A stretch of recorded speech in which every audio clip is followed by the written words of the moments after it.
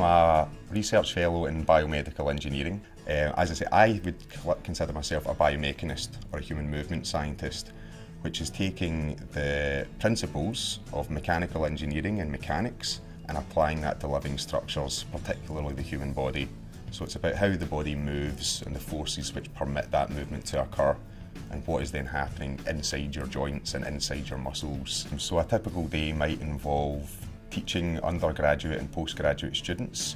It might involve assisting my clinical colleagues in doing actual clinical mobility services, but I also have a research agenda which I follow with my colleagues in the university, at other academic institutions around the UK, and businesses and charitable organisations, to try and basically invent and play with toys that can hopefully help people to move better, given certain clinical impairments.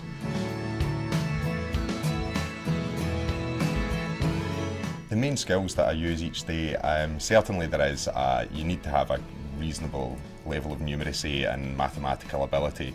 Having said that, I would say that I'm an applied biomechanist. I'm not really the best engineer in the world, so I can do mathematics. What's more important for me is to be able to talk the same language as engineers, but also the same language as clinicians and surgeons, so that I can try to take the good ideas and the requirements of my clinical colleagues, and then me and my colleagues can start to build the toys and play with things which can hopefully bring solutions for their clinical issues. So team working and understanding different fields is more important than being a mathematical wizard, I would say. You always have to be very open to working with other people and working in groups and taking on other people's ideas and suggestions.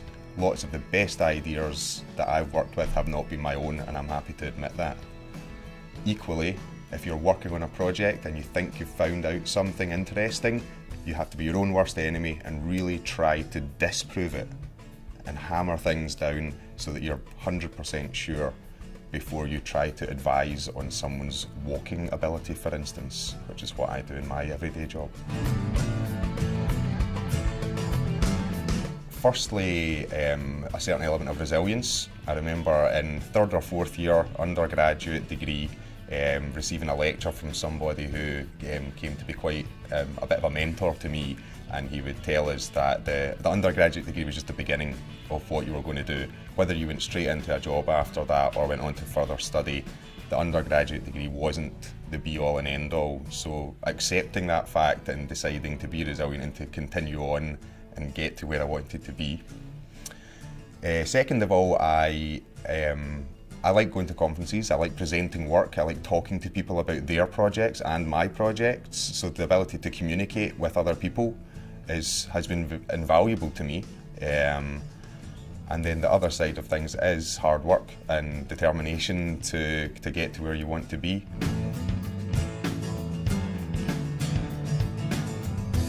When I was at school, I actually had no idea that the job that I do now even existed.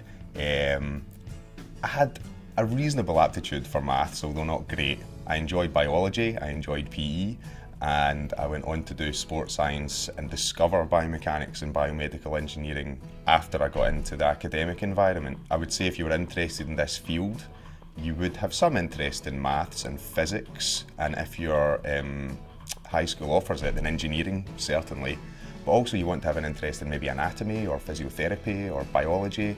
If you have got that combination of things and you also think that you can work well with other people, if you're going to be a biomedical engineer, you have to be able to work with other disciplines.